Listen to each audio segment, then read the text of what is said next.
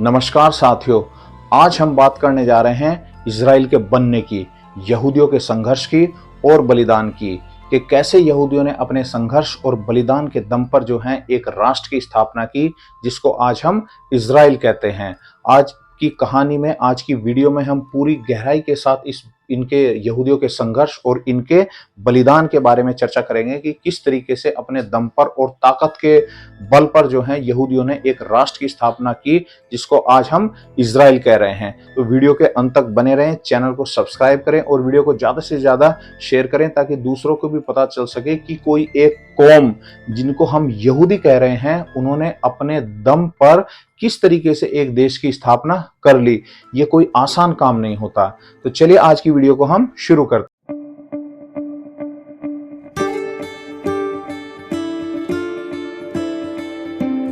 בקרוב תזרח השמש, נדע ימים יפים מאלה, הלב נלחם בדאגות.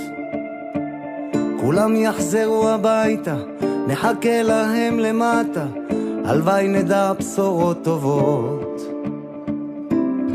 כי עם הנצח לעולם לא מפחד, אפילו כשקשה לראות. כולם ביחד, אף אחד פה לא בודד, שישרפו המלחמות. तो आज की वीडियो में हम चर्चा कर रहे हैं कि कैसे यहूदियों ने अपने संघर्ष और बलिदान के दम पर जो है वो एक राष्ट्र, जिसको हम इजराइल कह रहे हैं, उसकी स्थापना कर ली। इसके लिए हमें थोड़ा सा इतिहास के पीछे जाना पड़ेगा। तो इतिहास के पीछे में जब दुनिया में प्रथम और द्वितीय विश्व युद्ध चल रहा था, तो उस समय जो है पूरे यूरोप में यहूदियों की स्थिति बड़ी नाजुक बनी हुई थी और इनको जो है बहुत ही दुर्भावनाओं के साथ जो है वहां पर देखा जा रहा था। वो चाहे जर्मनी की हम बात करें, वो चाहे हम रशिया की बात करें, पोलैंड की बात करें, फ्रांस की बात करें, बेल्जियम की बात करें, पूरी दुनिया यानी कि यूरोप में अधिकतर जो है वो यहूदियों की हालत बड़ी ही नाजुक बनी हुई थी। और खास तौर से जर्मनी में हिटलर तो यहूदियों को जानवर समझता था। हिटलर ने यह कहा था कि भाई यहूदी जो होते हैं वो जानवर होते हैं और इनको जो है वो मारना ही ठीक होता है। इसी तरीके से जो है यहूदियों को बहुत ही बुरे तरीके से इनका कत्लेआम हुआ। और मैं तो ये तक कह रहा हूं कि पूरी दुनिया में यहूदियों से ज्यादा बलिदान, यहूदियों से ज्यादा संघर्ष किसी ने भी नहीं किया। आप अगर हम बात कर रहे हैं, अगर हम बात कहें हिटलर की, तो हिटलर ने यहूदियों को जो है वो गैस चैम्बर तक में इनको छोड़ दिया था और बहुत बुरी स्थिति इनकी यहूदियों की इजराइल इसने क्या नाम हिटलर ने जो है पूरे यूरोप में इनको बना दी थी। अब बात आती है, इस पूरी कहानी को जो है हम दो पक्षों में चर्चा करेंगे। इस पूरी यानी कि इजराइल के बनने की कहानी और यहूदियों के संघर्ष की कहानी दो भागों में बटी हुई है। इन दो भागों को हम कह रहे हैं, एक इसका राजनीतिक भाग है, एक इसका धार्मिक भाग है। तो अगर हम इसकी राजनीतिक भाग की बात करें, तो मैं कह रहा हूं क्या कि एक वो शख्स जो जिसने इजराइल को बनने के लिए प्रेरित किया, जिसने इजराइल को बनाया, वो ये शख्स थे जिनका नाम था थियोडर हर्जल। ये हम कह सकते हैं कि ये फाउंडर फादर ऑफ इजराइल थे। इन्होंने ही जो है वो इजराइल की स्थापना यानी कि इजराइल की नींव रखने के लिए पूरी दुनिया के यहूदियों को जो है वो प्रेरित किया। ये क्या थे? थियोडर हर्जल जो थे वो हंगरी में पैदा हुए थे। यूरोप का ही एक देश है हंगरी, उसकी राजधानी है बुडापेस्ट। उसमें इनका जन्म 1860 में इनका जन्म हुआ था और पेशे से ये वकील भी थे और पत्रकार भी साथ साथ थे। पूरी दुनिया में घूमते थे और पूरी दुनिया में घूम के जो है वो स्थितियां देखते थे कि भाई स्थिति क्या है।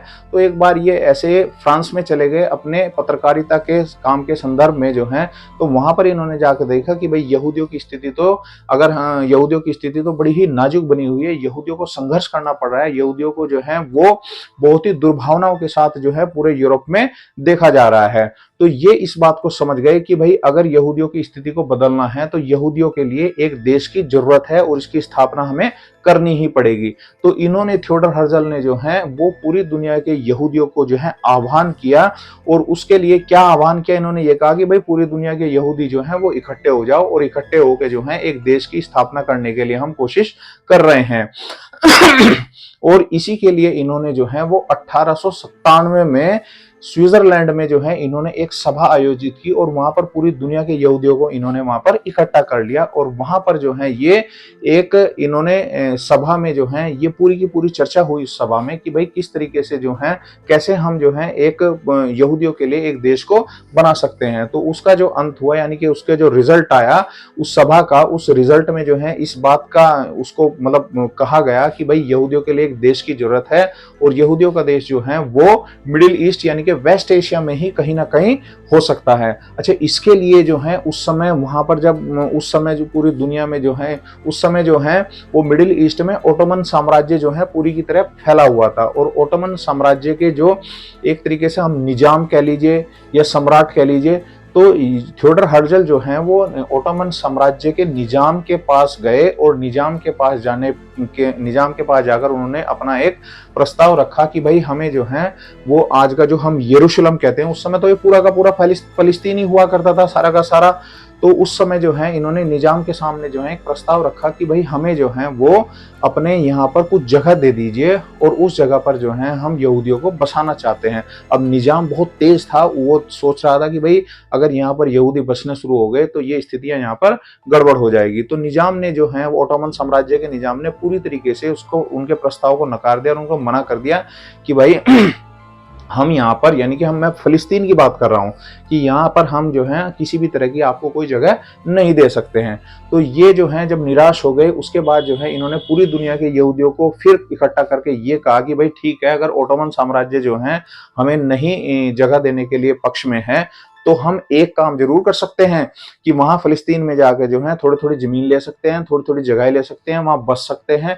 तो इनके आह्वान के ऊपर जो है पूरी दुनिया से, क्योंकि यहूदी उस समय भी पूरी दुनिया में अमीर हुआ करते थे, कारोबारी हुआ करते थे, उद्योगपति थे, तो पूरी दुनिया के यहूदियों ने जो है वो वहां पर जमीनें लेनी शुरू कर दी और धीरे धीरे वहां पर यहूदियों ने बसना भी शुरू कर दिया। अब इसमें हम बात, ये तो एक राजनीतिक पक्ष में आपको बता रहा हूं, अब इसका एक धार्मिक पक्ष भी है। धार्मिक पक्ष ये है कि जो यहूदियों की बाइबल है, यहूदियों की बाइबल में इस बात का वादा अब्राहम को किया गया था ईश्वर के द्वारा कि भाई आपका जो है वो एक देश होगा और आपका देश कहां पर होगा, वो वेस्ट एशिया में होगा, मिडिल ईस्ट जिसको आज हम मध्य पूर्व कहते हैं। ये पूरा का पूरा जो है एरिया जिसको हम इजराइल, फलस्तीन, जॉर्डन, सीरिया, लीबिया, इराक, ये पूरा का पूरा जो एरिया है इसको हम मिडिल ईस्ट कहते हैं। तो अब्राहम को वादा किया गया था ईश्वर के द्वारा कि तुम्हारा जो है एक देश होगा और वो देश जो है इस मिडिल ईस्ट में ही होगा। अब हम बात कर रहे हैं अब्राहम की। अब हम किसको कह रहे हैं? देखिए, तीन जो धर्म है, यहूदी धर्म, ईसाई धर्म और ईसाई धर्म और ये मुस्लिम धर्म जो है, इनकी स्थापना जो है वो अब्राहम के द्वारा हुई है। इसीलिए इनको हम जो है अब्राहमिक रिलीजन भी बोलते हैं, यानी कि अब्राहम के ही ये वंशज हैं जो आज यहूदी कहला रहे हैं, जो क्रिश्चियन कहला रहे हैं और जो मुस्लिम कहला रहे हैं। अब हम अब्राहम को ही कहते हैं मुस्लिम इनको इब्राहिम कहते हैं। अब यहूदी इनको अब्राहम कहते हैं। अब अब्राहम की जो थी वो दो संतानें थी, जिसमें एक का नाम था इसहाक और एक का नाम था इस्माइल। तो इसहाक जो थे वो, इसहाक से जो है वो यहूदियों के वंश शुरू हो गए और जो इस्माइल थे उनसे माना जाता है कि जो मोहम्मद साहब हैं उनके वंश जो हैं वो इस्माइल से शुरू हो गए। यानी कि अब्राहम की संतानों से दो धर्म के लोगों का बंटवारा हो गया। इसहाक जो कि आगे जिससे यहूदियों के वंश शुरू हुए और जो इस्माइल है उससे मुस्लिमों के वंश शुरू हुए, जिसमें मोहम्मद साहब को भी माना जाता है।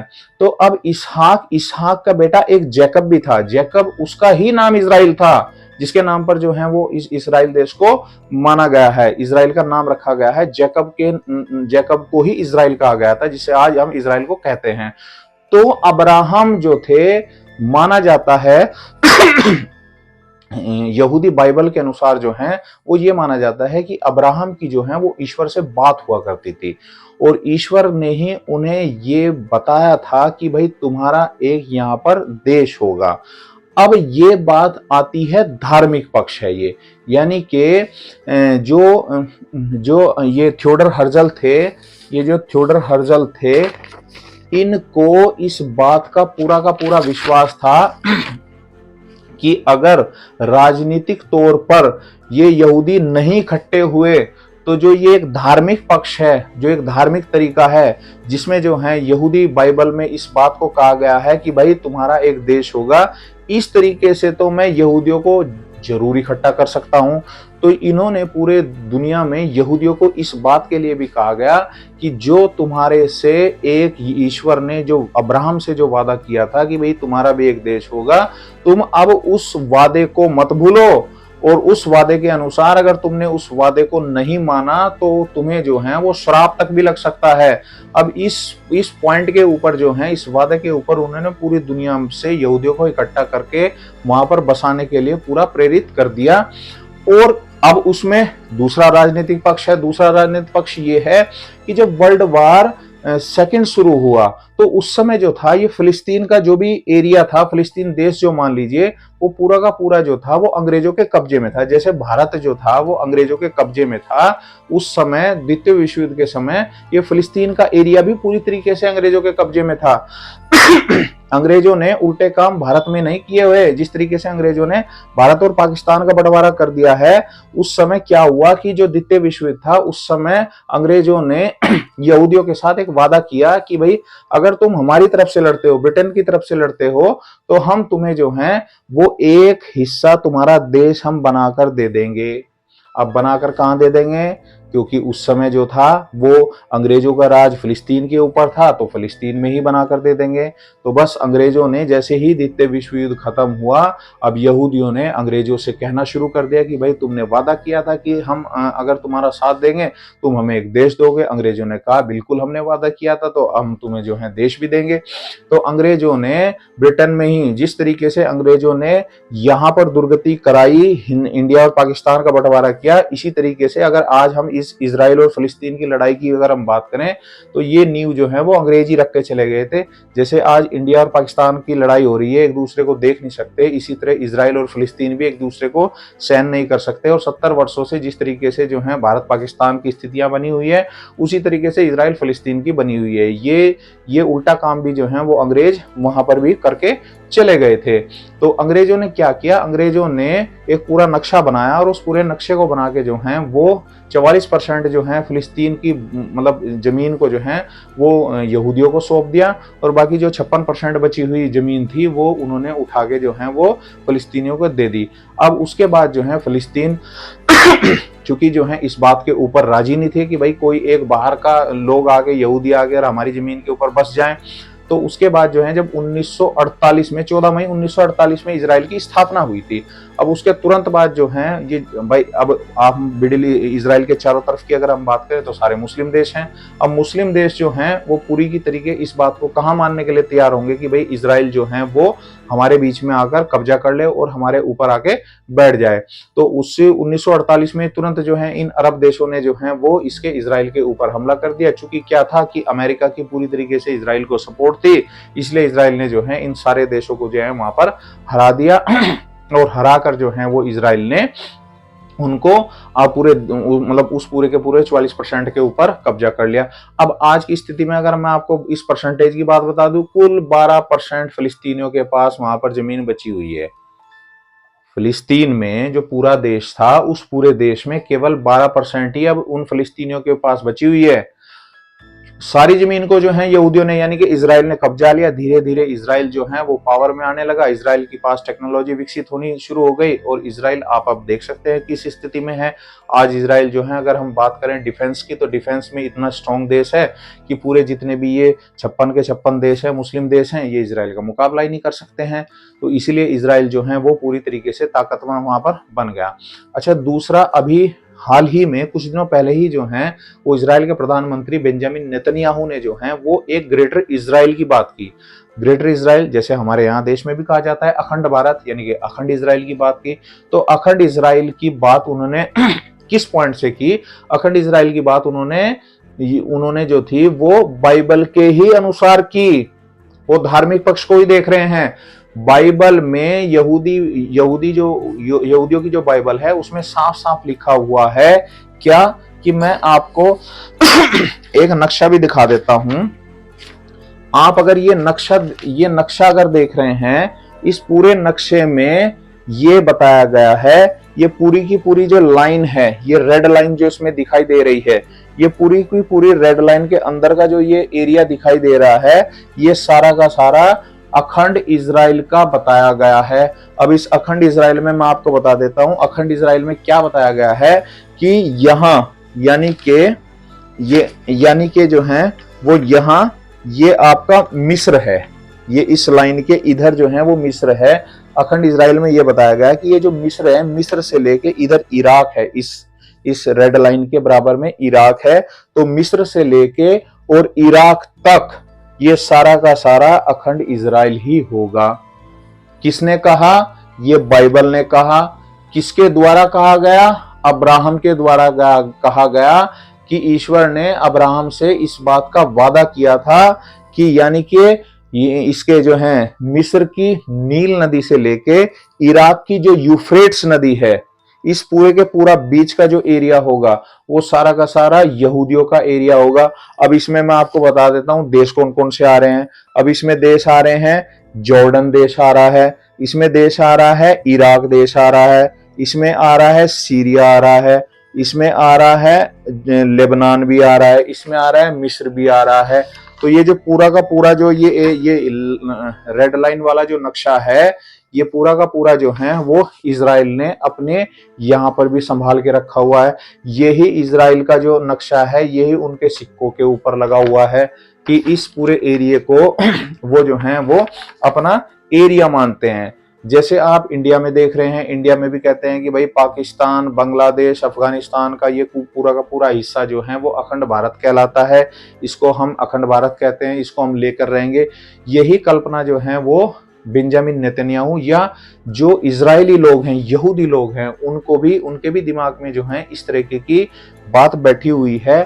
और सबसे बड़ी बात ये होती है कि जो एक धार्मिक पक्ष होता है, वो धार्मिक पक्ष जो होता है वो राजनीतिक पक्ष से ज्यादा मजबूत होता है। कैसे मजबूत होता है? अगर आपने इस बात को देखा, जैसे हमारे देश में जो है वो राम मंदिर बना, राम मंदिर के लिए लोगों में एक भावनाएं उठी, और भावनाएं क्या उठी कि भाई बनना चाहिए। किसने कहा? हमारे वेदों ने कहा, हमारे शास्त्रों ने कहा, हमारे संतों ने कहा। क्या कहा? कि भाई यही राम जन्मभूमि थी, भगवान राम यहीं पैदा हुए थे। इस बात का लोगों के ऊपर असर है।